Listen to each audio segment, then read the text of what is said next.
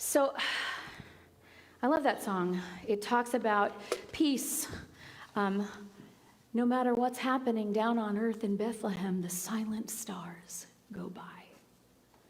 There is a peace that pervades all things, that's the source of all things, that belongs to all of us. And we can find it only, as Dorothy Hunt said, here in the heart space, where all is welcome. Where all is welcome, where you go, okay, this is where I am right now. What next? Thank you, God, what next? Thank you, God, what next? Imagine if you lived your life that way. So the metaphysics of the Bible story around Christmas, they call Mary the Virgin. What is signified by that is that Mary was pure in heart.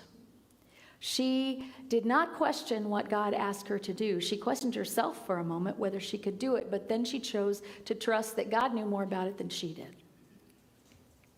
Joseph was not happy, but he was a kind and trusting man, and he was going to be gentle with Mary. But then an angel came to him in a dream. Then a message came to him. An angel is a messenger of God that said, wait a minute, don't do that. It's going to be okay. And he chose to trust.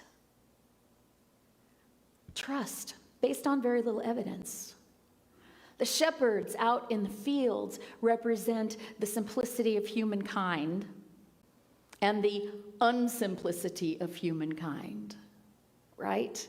We're just living our daily lives, just doing our work, tending the sheep, and we have all of these fears and thoughts and everything going on. And then the angels come to say, don't be afraid. Again, the messenger of God comes to say, do not be afraid. I bring you good tidings of joy for everyone in the land. And so the opposite of peace is fear. When we're not feeling peaceful, we're afraid that something is happening, that something might be happen, that might still happen, might be happening right now, some other place where we can't see, or might still happen, or we're worried over what already passed. The Magi came with wisdom, with gold and myrrh and frankincense. Gold meaning riches, earthly riches. Myrrh was actually a resin used to dress the dead. Isn't that an interesting thing? So there's prosperity, and there's life and death, and there's frankincense, which is an incense that's considered to clear whatever energy that's around, clear that fearful energy. So really beautiful symbolism in this. Even the innkeeper is us, right? How many times have we had Spirit knock on our door and we say, "Ooh, sorry, no room at the inn. I'm too busy. I'll think about that next week. Come back next week, we're having a special." Christmas will be over then. And then the baby, true purity, untouched, as all babies are, by human drama. And shining the truth of his Spirit. That's Jesus the Christ. Another character in the story was Herod, the king of that land, king that ruled over Bethlehem. And when the wise men came through and they told Herod, "Hey, do you know where the king of the Jews is? Because we're on our way to see him." Herod went, "No, but let me check on that." And he called all of his scribes and his seers and his astrologers in and said, "What the heck is this?" And they confirmed what the Magi had said, that yes, there is to be born in the city of David this person who will be king of the Jews. And he asked the Magi, you know what? I I'd love to worship him too. So on your way back through, after you found him, if you would just come tell me where he is, I'd really appreciate that. A little manipulation there, a little trying to get our way. And then again, Joseph was warned in a dream to go a different way home, to go home by another way. How many times have I been asked to go home by another way? What you're doing ain't working. Why don't you go home by another way? And by doing that, by obeying God, he wasn't there when Herod wrought the horrors that he wrought. He killed the firstborn of every baby from birth to 2 years old in his land. That's what he had ordered to be done. And here's the really sad thing. Now Herod has that on his soul. And the deal is he never needed to be afraid in the first place. Because as Jesus grew, he made it clear, I'm not that kind of king. I'm not threatening your kingdom. My kingdom is the kingdom of the Spirit. And if Herod had been willing to listen to that, he could have lived with his reign over people in the kingdom of the Spirit and had a benevolent reign. But instead, he wrought terror upon the people. So fear is the enemy of peace. Control is the enemy of peace. If you need any convincing, come talk to me afterward. Because I learned as a child that if I could keep control over my environment in some way, it helped me feel like I had more control over the chaos that was going on in my household. And what I know now, and sometimes I know, is that I don't have control over anything anyway. So the peaceful way to deal with that is not perfectionism, is not let's do all you can to prepare and then you can rest later. The antidote to that fear of not being perfect, of not having control, of things being out of one's hands, of things going in a way that you don't want them to go, or just suspecting that they might go in a way that you don't want them to go. The antidote to that is peace. And peace is just allowing God to do God's work through us. Allowing this moment without judgment. This moment without judgment. That means you steal your own peace when you say, I shouldn't feel this way. I shouldn't think that thought. I shouldn't eat that. You know, I wish for you that you come to a place in your life where you eat it or not, knowing that there's a consequence either way, but taking guilt out of the equation. There's nothing wrong with eating a donut. There's nothing wrong with it. What's wrong is how we judge ourselves. And I tell you what, when we judge ourselves, we put ourselves in that place of fear, and we're more likely to grab another donut. Ask me how I know this.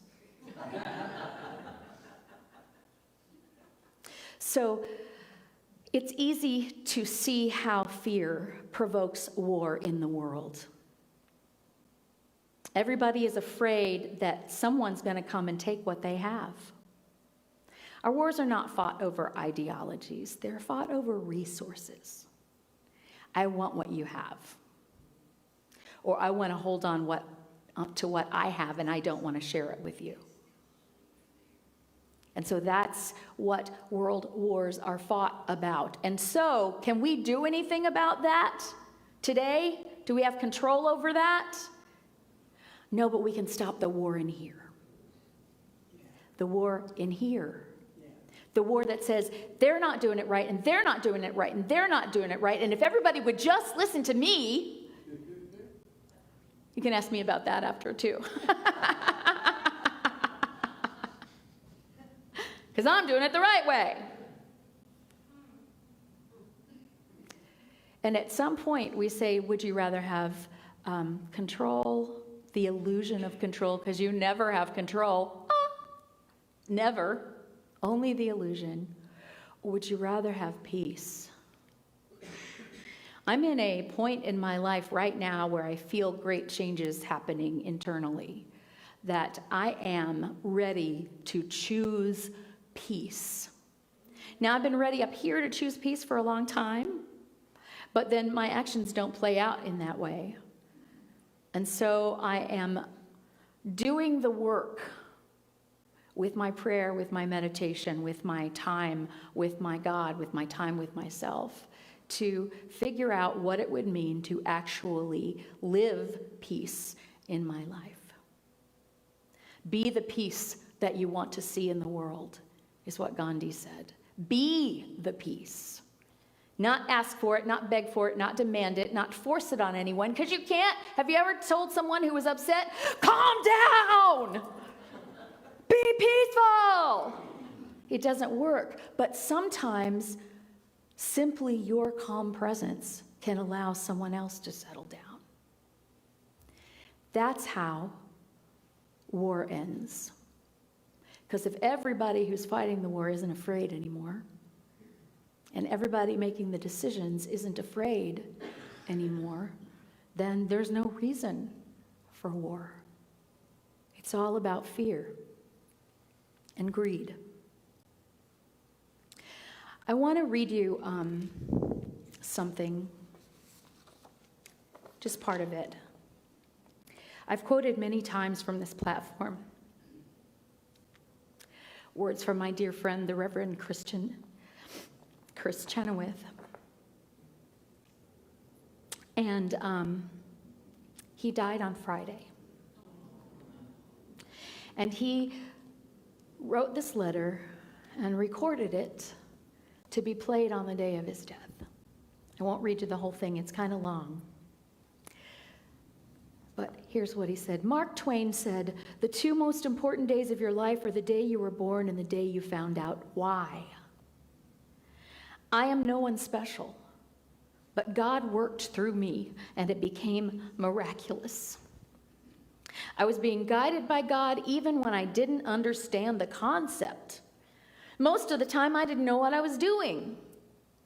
A little background, Chris has run positivechristianity.org, and he started it, I think, in 1999, about the year that Bob and I met him. And he was told by God that he needed to do an online ministry, and he didn't know what that meant. Most of the time, I didn't know what I was doing. When I started this strange, newfangled online ministry, I didn't even own a computer. I resisted technology. I consider myself a poor writer and an even worse speller. I only had a couple dozen email addresses. But as I've often said, the impossible with God means I'm possible. I couldn't do it alone, and I had help every step of the way. I'm not saying that I've never had failures in my life. I've had many failures. My failures in life were all my own lower human mind ideas, but they were not defeats. The failures make me smile now, even laugh out loud, because they were stepping stones leading me again to God. Life does not go straight up from failure to success. Rather, life is like a spiral that is closely threaded. We are always going up and always have a higher view of where we were yesterday in life and decisions. I am euphoric as I talk to you. God has invested in me, come through me, and I'm overflowing with awe and gratitude. I have discovered that life is not about the harvest we reap, but by the seeds we plant. Let this be my gift to you. Find yourself faith. It not only helps, it is everything. And this is a man whose faith, many times throughout my life, has carried me through a time when my faith was really faltering. He was there. He was there. And he's still here. He's not going anywhere. So, what is your inner world war? His war was, he was dying of pancreatic cancer, but he chose not to fight. There is no war when you don't fight. He said, okay, God, I see that you're telling me that my time is limited. What else am I to do while I'm still here? And he did it joyously and continued to bring joy even on the day of his death. So what is the enemy of peace? Should is the enemy of peace. They should, I should, we should. I suggest that you might be able to be more peaceful in life by making one small change. Whenever you start to say the word should, change it to could. They could do that. Apparently they're not, though. I could do this. I could not eat that donut, but I'm going to eat it. Or I could not eat that donut, and yeah, I think I won't. No judgment, just possibility. What if it was all the shoulds in the world were changed to coulds, and then we made the decision from there, and then we are free to make the decision from a place of peace and a place of love. An enemy of peace is any time we try to control something that is outside of our control, which means every other human being on the planet. And my dogs and cats. The weather. It can't be done. You cannot control another person. And when you try to, here's what happens. You give them power over you. Do you really want to give power to the people you don't even like? You don't like what they're doing? Just let them do what they do. But be sure of what you are doing. I want to be sure of what I am doing, where I am coming from. Am I coming from peace and love, or am I coming from efforts to control? One enemy of peace is thinking that peace is somewhere else. Some other day, some other time, some other place. How many times have you gritted your teeth through something and said, I will have some peace later, but right now I'm having dinner with my family? Or whatever your triggers that stop your peace are. The trigger that completely stops my peace, and I have yet to be able to regain it in that environment, is Chuck E. Cheese. Yet every grandchild seems to go there for every birthday. So I just learned I don't get caught up in the fray. I try to sit in the quiet room, and if I need to go outside, I go outside. Because I can't tell them not to do their parties at Chuck E. Cheese. They like it. I can either go or not go. And I can be either peaceful or miserable. So I've learned to take care of myself at Chuck E. Cheese. Waiting for someone, something, some situation outside yourself for your peace. When my paycheck comes, I'll be peaceful. When I get the test results, I'll be peaceful. When this problem gets solved, I'll be peaceful. When I die, I'll be peaceful. That last one is true, but the others aren't true. When your paycheck comes, you're waiting for the next one. Right? When the problem's solved, there are more problems presenting themselves at every moment. There's never a shortage of problems. Another way to limit your peace is to gather opinions from everybody else rather than listening to your own heart. Because this heart space where everything is welcome is your connection with the divine. That's where the Christ lives. Right there. Not necessarily in your physical heart, but in the heart of you, in the heart of the truth of who you are. And so when you don't know what to do, taking a poll of what other people think you should do is not peaceful, often not helpful. It can be helpful in one way. If you're a contrarian, it can help you identify what you don't want to do. Or if you tend to live as a pleaser, it can help you identify what will make other people happy, but it does not identify what will make you happy or peaceful. And so we have to go into our own hearts, into that connection with God, and ask, and ask. And here's the thing. You don't have to like everything in this world. Not at all. You just have to see that it is and be at peace with it. Well, you don't have to, but you can if you want.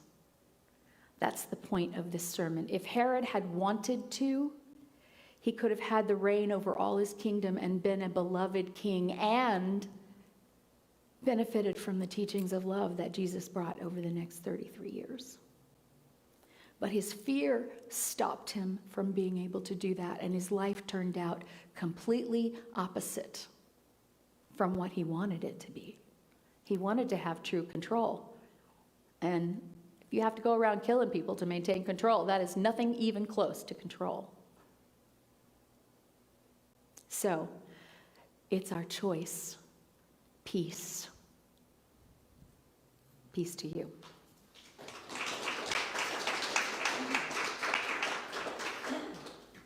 So let's take that into meditation. As we sit here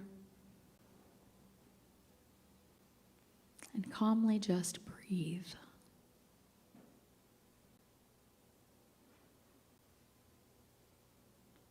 And we can thank God for this breath that's being provided in this moment.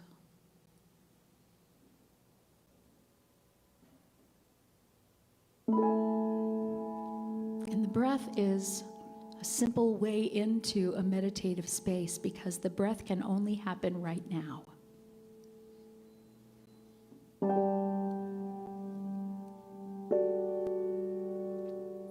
And what we know is that peace is not some other time. It is only right now, only ever right now.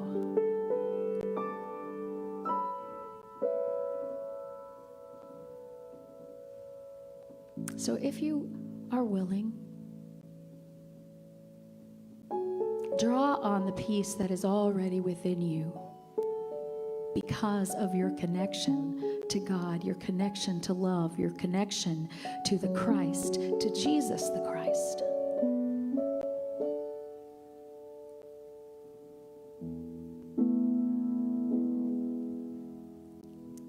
And if you don't feel the peace, don't judge it. Perhaps you can say to yourself, well, I could be feeling peaceful right now, but I'm not, and it's okay.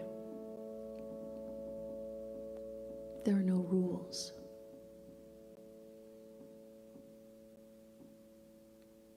And this might just free you up enough to say, but I would like to have peace.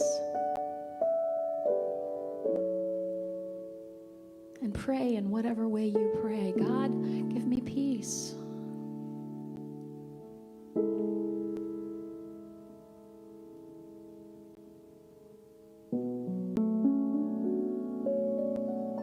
Allow me to rest in this moment.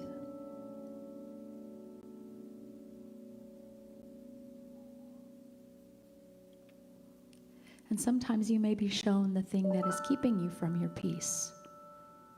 And you can say, is that something I really want to give power to?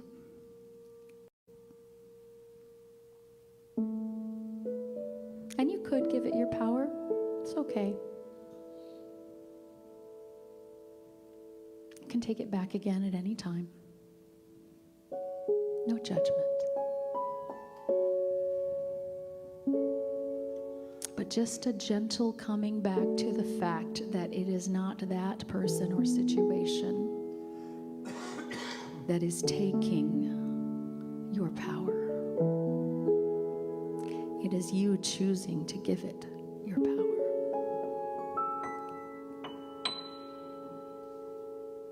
And so maybe peace is as simple as saying, you know what? I only want God power right now.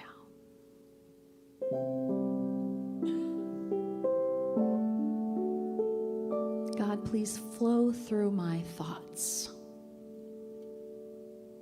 and clear out any lies that I'm telling myself.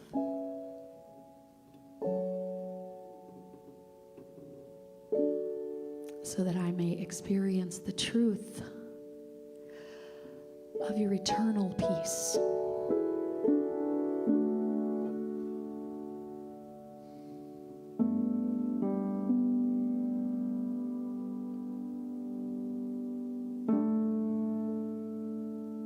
And I invite you to spend a moment in silence in this peace. Just be with yourself.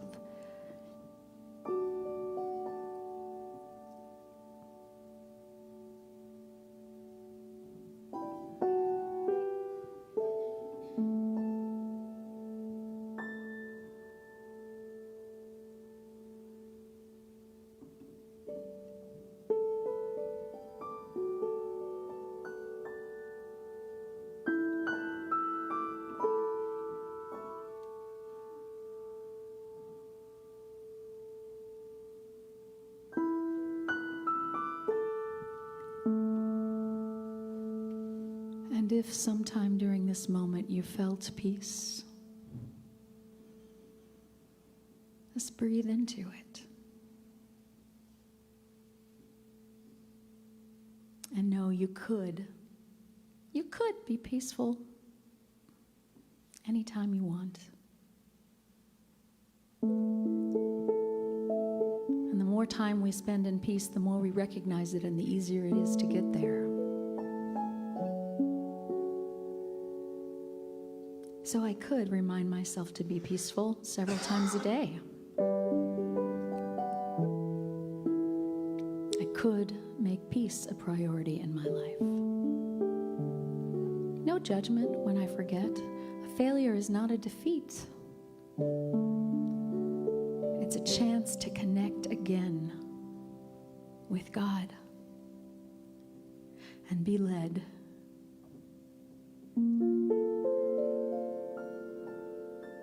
Firmly and beautifully into the truth.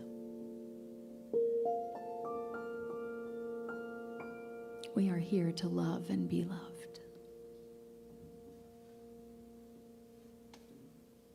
And so we could allow this season of love to be exactly that.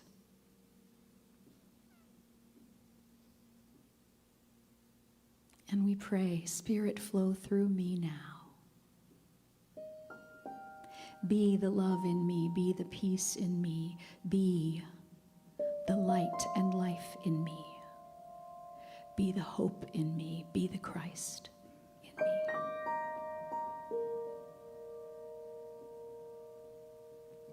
And when we ask believing, so shall we receive. And so we simply say, thank you. Thank you that peace is always a possibility. Thank you for allowing us to claim it.